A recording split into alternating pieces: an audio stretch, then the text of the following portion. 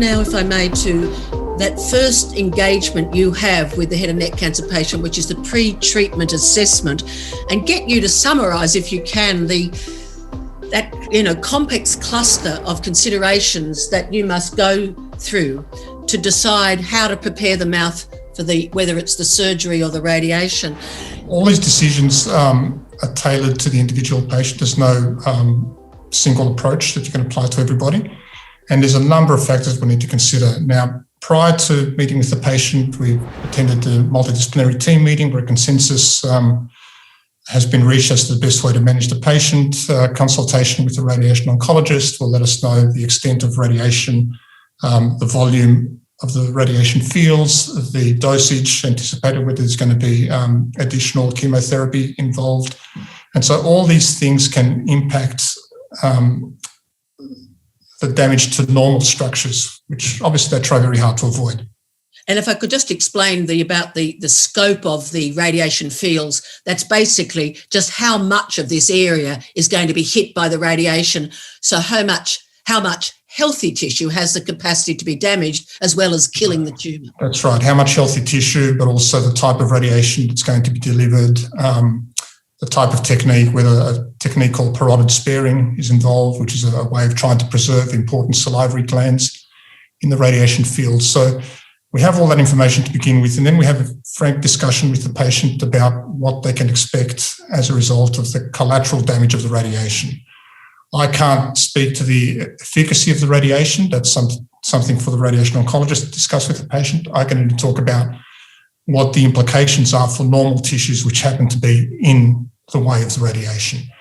And of biggest concern is damage to the salivary glands and damage to the bone. Now, damage to the salivary glands means that the normal protective mechanisms in the mouth are significantly altered, often permanently, but increasingly we're getting better at preserving salivary tissue. And the implications of that are patients are more prone to get thrush infections, much more prone to get rapid tooth decay. Once the teeth decay to a point where they're no longer restorable, they may need to be removed. The trouble is, if bone has been in a high-dose radiation field, particularly in the back part of the mandible, pulling out teeth, especially molar teeth, which have got big roots on them, can be problematic. It can create a big wound, which can be very, very difficult to heal, and sometimes you get failure of healing, and that's a condition called osteoradionecrosis. And that potentially can result in jaw fractures and require, again, very extensive surgery and other treatments to try to correct. And Nick, I'll just say again, I'm very mindful there may be a very new patient or family member watching this. And I remember it took me a while to understand that saliva, which is affected by radiation and can sometimes sort of almost disappear for a while, saliva is crucial to the health of the mouth and teeth, like really crucial. And then the second thing is the mandible. Is that the jawbone? The lower jaw is the mandible. The top jaw is the maxilla. So yes. Saliva, as you say, is crucial. People think of saliva as just water in your mouth. It's much more complex than that. And one of the most important functions of saliva is the buffering function, the ability to neutralize plaque acids. And that ability is completely affected by the radiation dosing, particularly to the parotid salivary glands, the major salivary glands at the top here. I was told that some people who've had, for whatever reason, little contact with dentists before they get their head and neck cancer diagnosis may have to have 7, 8, 9, 10 teeth removed because a decision is made that they're just not survivable later. Yes. And there's even something called full mouth clearances that still happen where all a person's teeth are removed. So I'm just trying to give people a sense of the scale of what we're talking about. And sorry, Nick, I'll come back to you now for the explanation of how you decide what happens. Yeah, so the patient's previous dental history is not the most reliable of indicators, but an indicator of their ability to maintain their dentition longer term. And so if patients who have neglected their dentitions for most of their lives present with what we call a terminal dentition, that is something that's really not restorable or we believe can be maintained in the context of a very hostile environment once the radiation damages the saliva glands, then there's a real risk that down the track those teeth will have to be extracted, possibly by somebody who's unaware of the patient's past medical history without proper precautions, and they can initiate the very problem we're trying to avoid, this devastating osteoradionecrosis necrosis. And so we need to assess the patient's dentition at baseline. We need to talk to them about their experience with dentistry, about their willingness to maintain their teeth, about their ability to maintain their teeth physically. And all these decisions factor in with the treatment planning decisions to help us determine which teeth we would recommend for removal. Also, if there's an existing infection around the roots of the teeth, for example, and the patients are having adjuvant chemotherapy, well, the effect of the chemotherapy on the blood cells can mean that infection can spread. It can impact on their chemotherapy, can potentially be life-threatening. And so we obviously want to avoid that situation. So we need to make sure the patients are what we call dentally fit for the treatment that's being proposed for them. And that varies from patient to patient.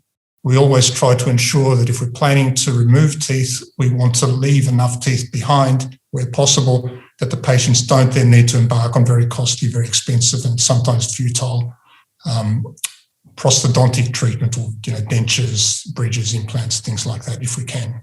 And could you just summarise the key factors you must take into consideration when making that dental assessment prior to treatment? I know you're making that decision under pressure, but what do you take into account? I guess the key issue is we have to ask ourselves, how well can this patient maintain these teeth for the rest of their life? And so in order to answer that question, we have to consider patients' previous dental history, their ability and willingness to comply with the very onerous demands that we have of them, the degree of dryness that we expect they're going to receive as a result of the radiation treatment, the risk we feel of these patients being an issue and needing an extraction down the track and potentially causing a problem that's much, much more difficult to manage than any dental extractions at this point in time. Other factors such as patient's prognosis, how long do we expect that they're going to live, is the intent of treatment curative or palliative, all these things play a role as well. But where we're talking about curative intent for patients who we expect to be survivors for the next 10, 20, 30 years, we can't look beyond about 5 or 10 years as to how well we're going to be able to manage those teeth. We really can't predict what's going to happen. Another factor is, of course, the growth of the human papillomavirus-caused oropharyngeal cancer.